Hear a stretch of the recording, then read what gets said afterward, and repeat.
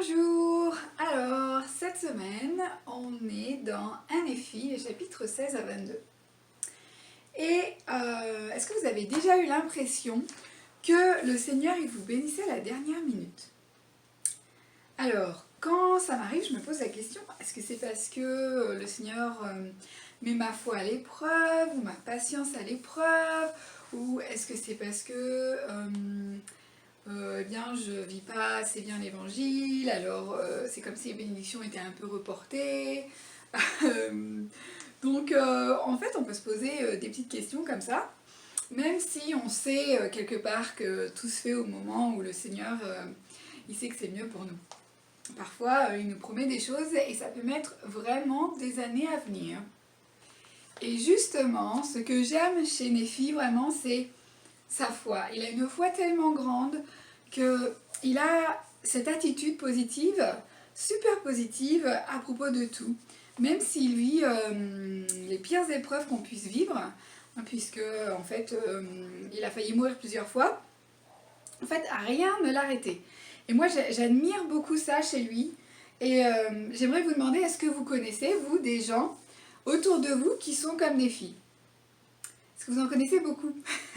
Alors moi j'en connais pas beaucoup, mais quand j'en rencontre, eh bien je veux vraiment être amie avec eux, parce que je veux vraiment être comme eux.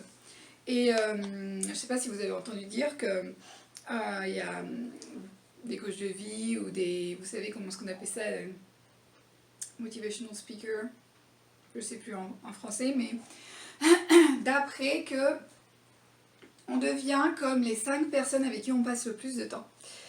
Donc, comme quoi c'est vraiment important de bien choisir ses amis en fait. Moi personnellement, je préfère avoir peu d'amis qui soient fiables, donc que je puisse leur faire confiance, qui soient honnêtes et qui justement ont un très bon exemple, me montrent un très bon exemple, je les admire et j'ai envie de devenir comme eux. Et un peu pour rester dans le même sujet, je me rends compte combien les enfants peuvent s'influencer entre eux. Alors, les enfants de Jeff, mon mari, ont entre 10 et 13 ans. Et en fait, ils se disputent énormément. Il y a énormément de contentions, de querelles, de bagarres.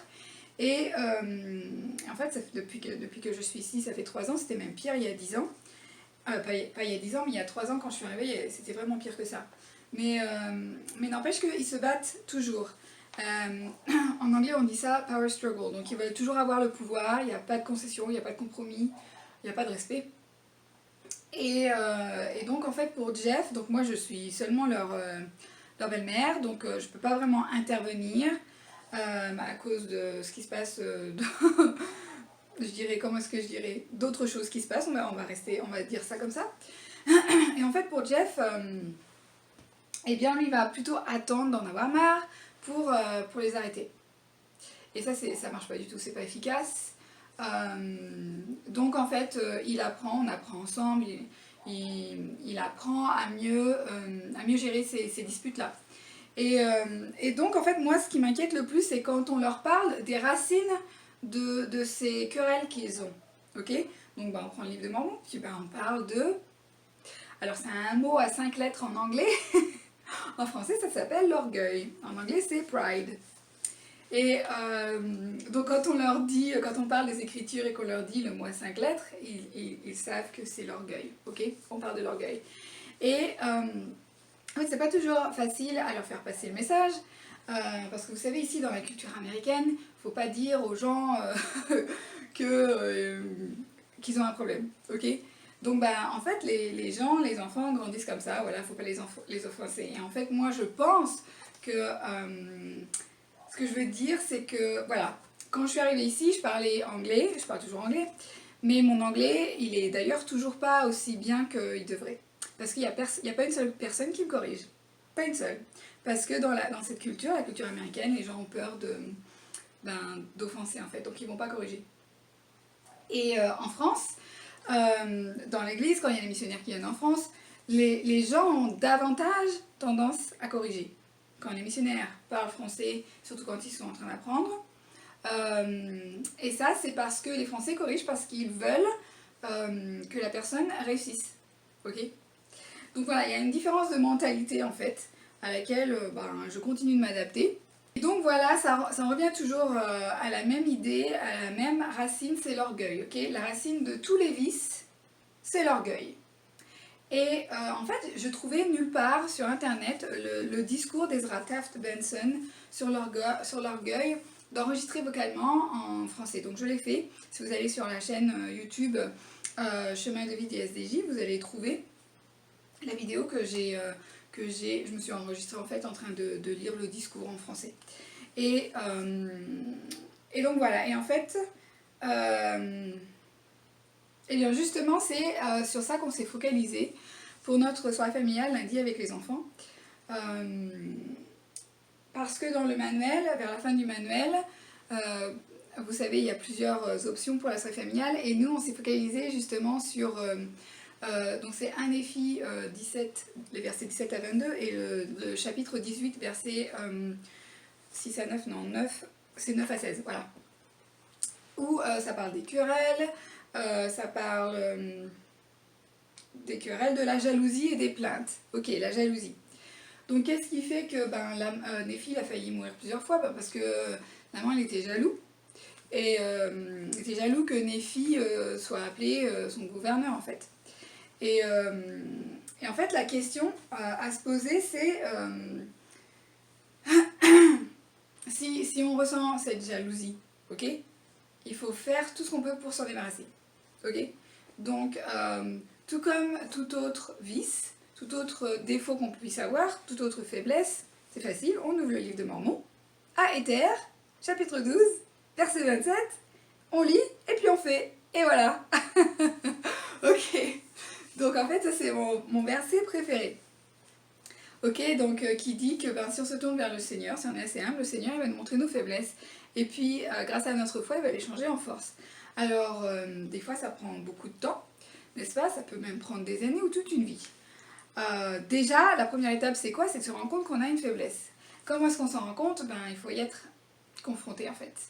Il faut avoir des expériences, vivre des choses dures dans la vie. Et même des fois, plusieurs fois, ça va se répéter. Puis à un moment donné, on va se dire, il y en a ras-le-bol, qu'est-ce qui se passe? C'est quoi mon problème? Mon problème, ok?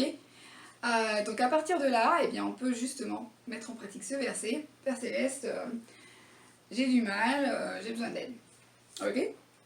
Et puis à partir de là, ça peut prendre le temps que ça peut prendre, que ça doit prendre pour trouver les solutions. Et des fois, il faut demander, faire appel à des professionnels. Et donc voilà, donc ça fait son chemin.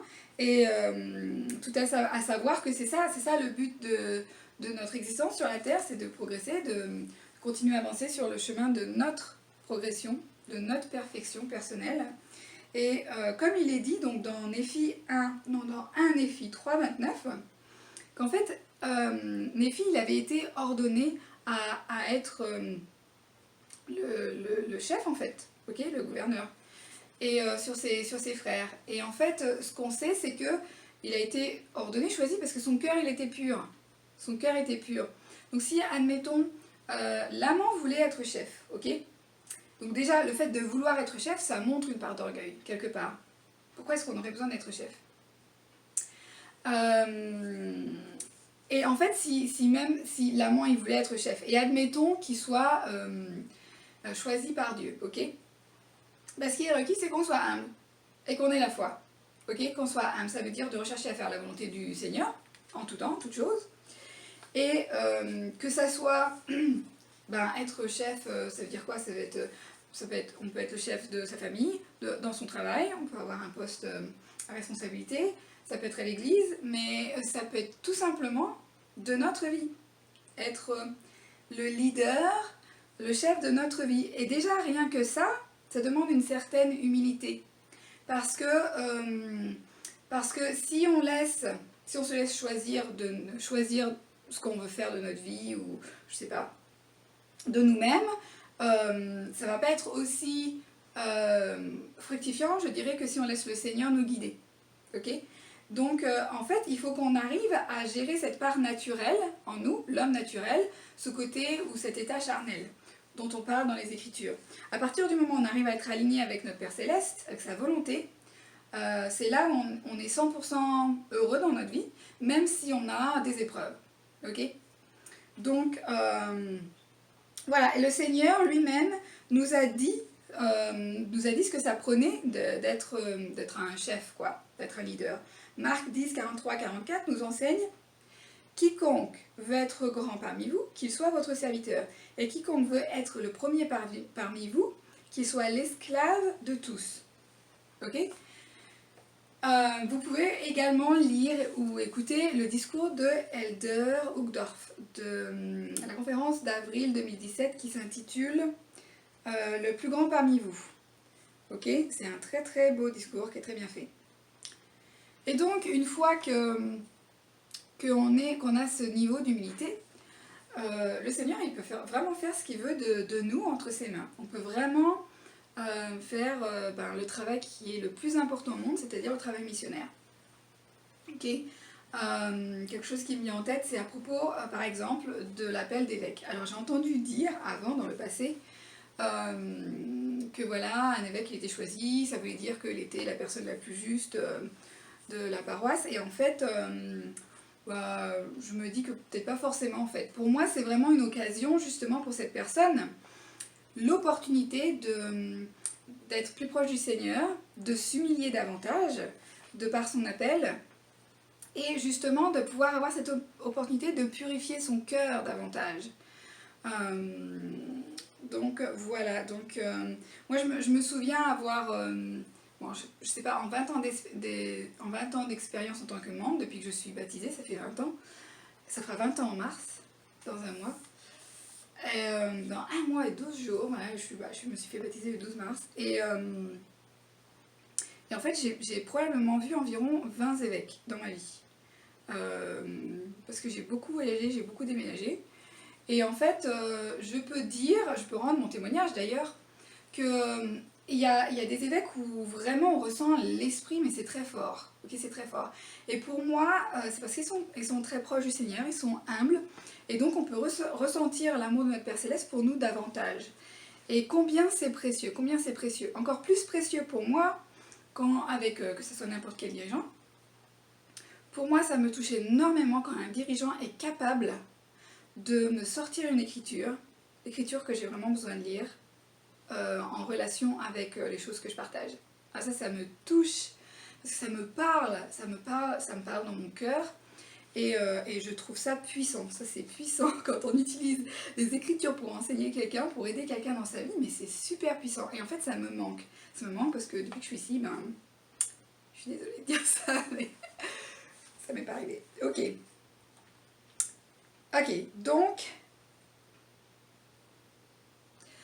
Alors, en plus de ça, quand j'étais à BYU il y a quelques années, à Provo, je pouvais aller au devotional chaque semaine. Et une fois, il y a eu cette sœur qui s'appelle Liz Wiseman. En fait, elle est de la Silicon Valley, ici en Californie. Et elle a donné un discours justement sur le leadership. Et son discours s'appelle « The Power of Not Knowing ». Donc si vous parlez anglais, sachez que j'ai mis le lien dans la description de cette vidéo, de ma vidéo, pour que vous puissiez regarder sa vidéo. Ok. Et donc, elle enseigne qu'en fait, il y a 2 sortes de dirigeants. Il y a ceux qui commandent à tout le monde de ce qu'il faut faire, et puis il y a ceux qui enseignent comment être un dirigeant. En fait, c'est ce que notre Sauveur Jésus-Christ a fait. Il a enseigné, il nous a enseigné comment être des dirigeants. Il a enseigné aux apôtres comment être des dirigeants. Alors, il y a des personnes qui semblent avoir un don pour être des bons dirigeants, et puis on dirait que pour d'autres personnes, ça vient pas du tout, quoi.